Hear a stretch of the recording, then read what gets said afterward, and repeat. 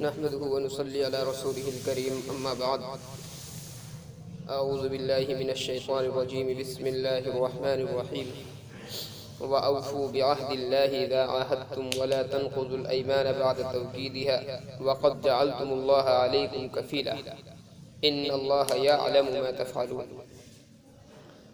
اور تم پورا کرو اللہ تعالیٰ کے عہد کو جب تم وعدہ کر لو، عہد کر لو۔ وَلَا تَنْقُضُوا الْأَيْمَانَ بَعْدَ تَوْكِيدِهَا، اور اپنی قسموں کو نہ توڑو ان کو پختہ کر لینے کے بعد۔ وَقَدْ جَعَلْتُمُ اللَّهَ عَلَيْكُمْ كَفِيلًا، جبکہ تم گواہ بنا چکے ہو اس پر اللہ کو۔ إِنَّ اللَّهَ يَعْلَمُ مَا تَفْعَلُونَ، اللہ تعالیٰ خوب جانتا ہے جو کچھ تم کرتے ہو۔ عہد وعدے کے تعلق سے مختصر سی بات کل عرض کی تھی۔ اگلی جو آیت ہے وعدے کے تعلق سے ہی ایک مثال اللہ تبارک و تعالیٰ نے پیش کی ہے۔ مکہ المکرمہ میں ایک عورت رہتی تھی، سعیدہ اس کا نام تھا یا ربطہ نام تھا، مختلف روایتیں اس میں ملتی ہیں۔ یہ مالدار عورت بھی تھی لیکن اس کے دماغ میں کچھ خلل اور خرابی تھی۔ اس کا کام یہ ہوتا تھا کہ صبح کو یہ اپنا چرخہ لے کر کے بیٹھتی اور جو اس کی باندیاں تھی، نوکرانیاں تھی، ان کو بھی یہ بٹھا لیا کرتی تھی اور صبح سے دوپہر تک یہ سوت کاتا کرتی تھی۔ مکہ المکرمہ سے بال اکٹھے کرتی اور کھجور کی چھال کے جو ریشے ہوتے ہیں وہ اکٹھا کیا کرتی تھی اور اس سے یہ دھاگا بناتی تھی، سوت بنایا کرتی تھی۔ دوپہر تک اس کا یہ کام ہوتا کہ ساری باندیوں کو، ساری نوکرانیوں کو سوت کاتنے پر یہ لگاتی اور دوپہر کے بعد پھر جتنے بھی وہ دھاگے بنتے تھے سب کو اکٹھا کرتی اور شام تک پھر ان دھاگوں کو توڑا کرتی تھی۔ روزانہ اس کا یہی معمول تھا کہ کبھی اس نے دھاگے کو توڑنا بھی نہیں چھوڑا اور دھاگے کو بنانا بھی کبھی نہیں چھوڑا۔ تو عہد و پیمان کرنے والوں کو یہ مثال دی گئی ہے کہ تم اس عورت کی طرح نہ بن جانا، یا تو عہد و پیمان کرو مت، اور اگر عہد و پیمان کسی سے کر لیا تو اس کو توڑنا نہیں چاہیے۔ وَلَا تَكُونُوا كَالَّتِي نَقَضَتْ غَزْلَهَا مِن بَعْدِ قُوَّةٍ أَنْكَاثًا، اور تم اس عورت کی طرح نہ ہو جانا جو اپنے سوت کو ریزہ ریزہ کر دیا کرتی ہے اس کو کاٹنے کے بعد۔ تَتَّخِذُونَ أَيْمَانَكُمْ دَخَلًا بَيْنَكُمْ أَن تَكُونَ أُمَّةٌ هِيَ أَرْبَىٰ مِنْ أُمَّةٍ، تم اپنی قسموں کو فساد کا ذریعہ بناتے ہو اپنے درمیان تاکہ ایک گروہ دوسرے گروہ سے بڑھ جائے۔ انما یبلوکم اللہ بہ، اللہ تعالیٰ تم کو آزماتا ہے۔ وَلَيُبَيِّنَنَّ لَكُمْ يَوْمَ الْقِيَامَةِ، اور تاکہ ظاہر فرما دے اللہ تعالیٰ تمہارے سامنے قیامت کے دن وہ چیزیں مَا كُنْتُمْ فِيهِ تَخْتَلِفُونَ، جن میں تم اختلاف کرتے ہو۔ یہ امت محمدیہ کو خطاب ہے۔ اور یہ جو عہد و پیمان ہے، چونکہ اہل عرب کے اندر یہ دستور تھا کہ وہ حلیف بنایا کرتے تھے، یعنی ایک قبیلہ دوسرے قبیلے کے ساتھ میں عہد و پیمان کیا کرتا تھا کہ اس کی ہر ممکن طریقے سے وہ مدد کرے گا۔ اگر اس کو کوئی ضرورت پیش آ رہی ہے تو اس کا ساتھ دے گا، دشمنوں سے مقابلہ ہے تب اس کا ساتھ دے گا، یا کوئی تاوان ادا کرنا ہے، جرمانہ ادا کرنا ہے تو اس میں بھی وہ اس کا ساتھ دے گا۔ اس طریقے سے عہد و پیمان، حلف اہل عرب کے یہاں دستور تھا اٹھانے کا۔ کبھی ایسا ہوتا ہے کہ آدمی نے کسی سے معاہدہ تو کر لیا لیکن یہ دیکھا کہ جس سے میں نے معاہدہ کیا ہے وہ سامنے والا کمزور ہے اور اس کا جو دشمن ہے وہ مضبوط ہے۔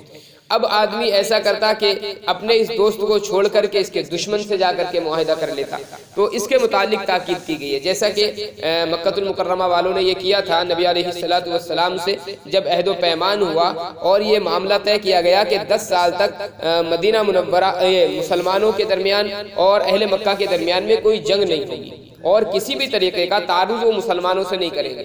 لیکن چونکہ کفار مکہ کی تعداد زیادہ تھی اور مسلمانوں کی تعداد کم تھی، مال کے اعتبار سے بھی وہ کمزور تھے، اس لیے اہل مکہ نے اس معاہدے کو پورا نہیں کیا بلکہ توڑ دیا۔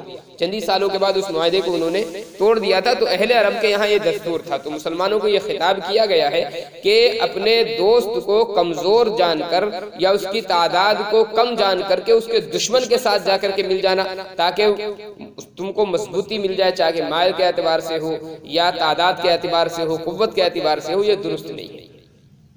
تَتَّخِذُونَ أَيْمَانَكُمْ دَخَلًا بَيْنَكُمْ، تم اپنے درمیان قسم کو فساد کا ذریعہ بناتے ہو۔ أَن تَكُونَ أُمَّةٌ هِيَ أَرْبَىٰ مِنْ أُمَّةٍ، تاکہ ایک گروہ بڑھ جائے دوسرے گروہ سے۔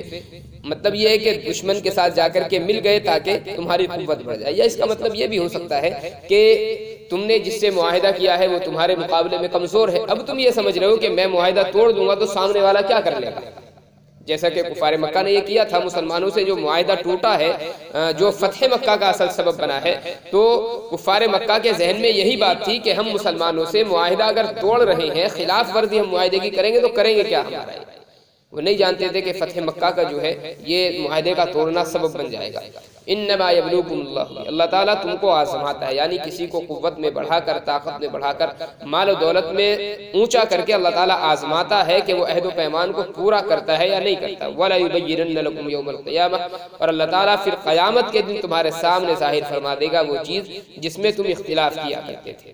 وَلَوْ شَاءَ اللَّهُ لَجَعَلَكُمْ أُمَّةً وَاحِدَةً، اور اگر اللہ تعالیٰ چاہتا تو تم کو ایک امت بنا دیتا، ایک راہ پر لگا دیتا، مطلب یہ کہ سب کو مسلمان بنا دیتا، اور پھر مسلمان سب کے سب ہو جاتے تو کسی کا طاقت میں بڑھنے کا، کسی کے کمزور ہونے کا، عہد و پیمان ایک دوسرے سے جو چل رہے ہیں ان کا کوئی مسئلہ ہی نہیں ہوتا، چونکہ آپس میں جو اختلافات ہیں وہ اسلام کی بنا پر ہیں فی الحال، اور سارے کے سارے مسلمان ہو جاتے تو یہ اختلاف بھی ختم ہو جاتے۔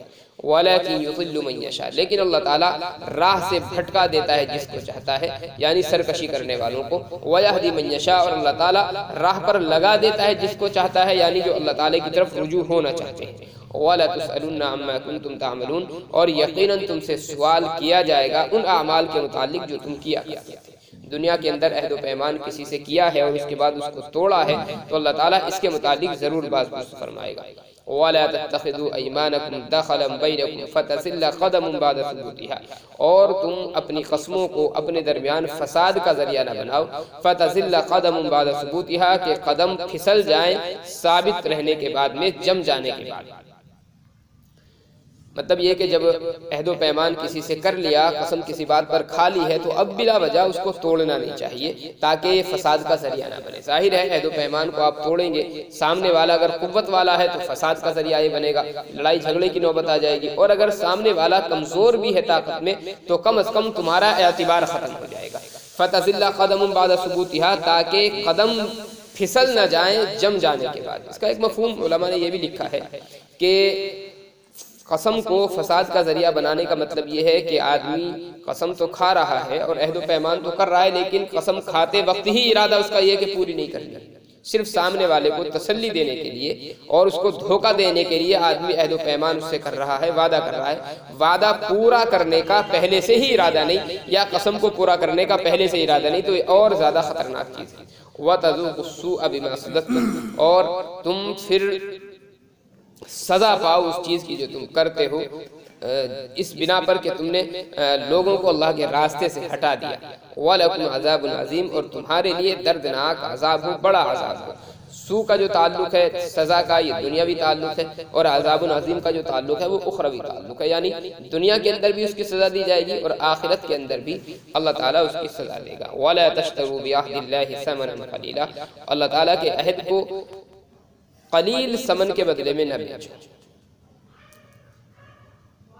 اس کا یہ مطلب نہیں کہ زیادہ قیمت میں بیچ سکتے، مطلب یہ ہے کہ دنیاوی ساز و سامان جو ہے یہ اللہ تعالیٰ کی دائمی نعمتوں کے مقابلے میں جو آخرت میں ملے گی وہ قلیل سامان ہے، چاہے لاکھوں کروڑوں روپیہ آپ کو مل رہا ہو، لیکن آخرت کی جو دائمی نعمتیں ہیں ان کے مقابلے میں وہ ثمن قلیل ہی، یعنی کم مقدار ہے، تو اس کے بدلے میں آخرت کی زندگی کو بیچنا نہیں چاہیے۔ اللہ تعالیٰ سے ظاہر ہے جو عہد و پیمان کیا ہے، اللہ کی قسم کھا کر کے کوئی وعدہ کیا ہے، اب اس کو توڑ رہے ہیں، ظاہر ہے دنیاوی کسی غرض سے آدمی توڑتا ہے، تو دنیاوی غرض سے اخروی نعمتوں کو ٹھکرا دینا یہ عقل مندی نہیں ہے، اسی کو بیچنے سے اور خریدنے سے تعبیر کیا گیا۔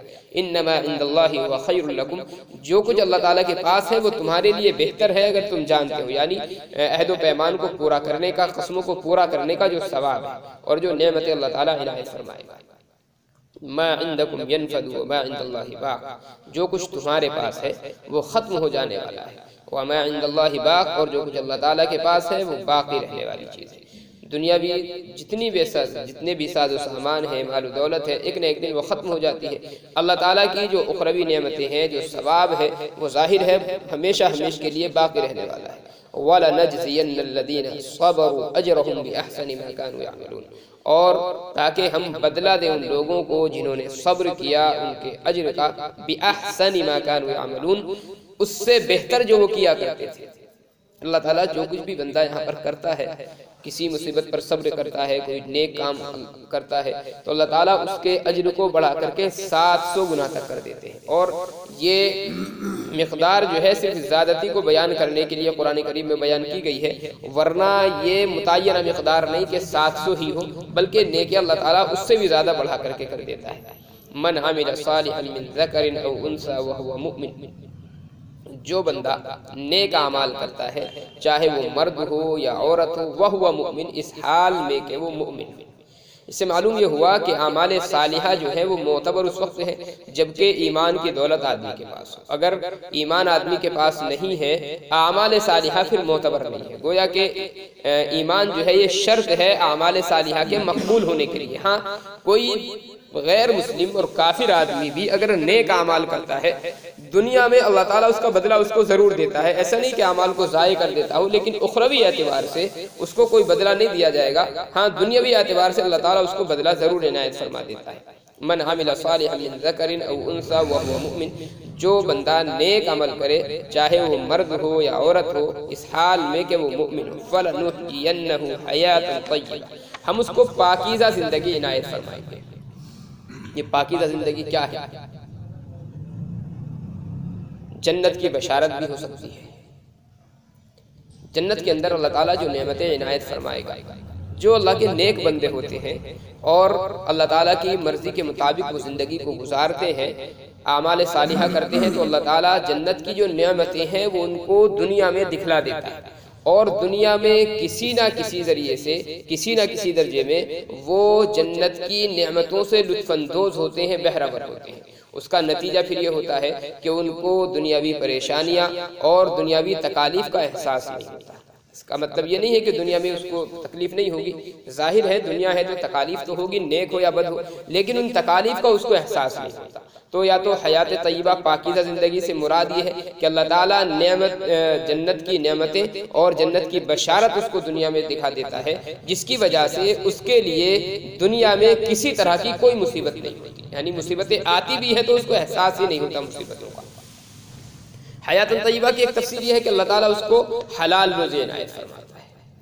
ایک چیز یہ ہے کہ اللہ تعالیٰ اس کو صبر کی اور قناعت کی دولت سے نوازتا ہے۔ جو بندہ نیک اعمال کرتا ہے اللہ تعالیٰ دو نعمتیں اس کو دیتا ہے، ایک صبر کی نعمت دیتا ہے، ایک قناعت کی نعمت دیتا ہے۔ اگر اس کے پاس میں زندگی گزارنے کے اسباب موجود ہیں تو اللہ تعالیٰ قناعت اس کو دے دیتا ہے، اور قناعت کا مطلب یہ ہے کہ جتنا اس کے پاس ہے وہ اسی میں خوش رہتا ہے اور عیش کی زندگی گزارتا ہے، زیادہ کی ہوس اور حرص میں زندگی کو برباد نہیں کرتا۔